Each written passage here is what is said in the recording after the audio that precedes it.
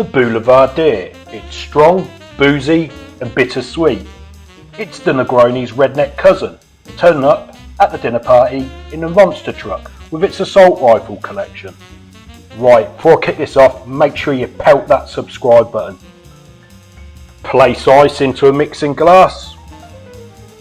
If you're a Negroni fan and a whiskey lover, this is a drink to try out. The good news, it has the exact same specs, you just need to substitute the gin for whiskey. Add 1 ounce, that's 30ml of bourbon or rye whiskey.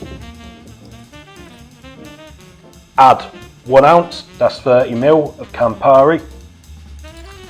Then lastly, 1 ounce, that's 30ml of red sweet vermouth. Right, you need to stir this for over 45 seconds or until the mixing glass is cold to touch. Now the dreaded history bit. This drink traces its roots to the 1927 Parisian book Bath Lights and Cocktails, which was written by the American writer Erskine Gwynne. Thank God that one was more straightforward. Place a big fuck off ice cube into a double rocks glass, then strain using a julep or hawthorn strainer.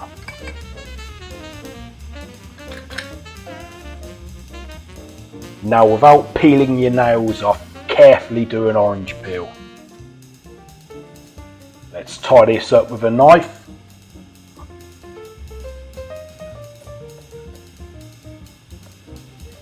Then express yours around rim the glass and place the peel inside on top of the ice cube.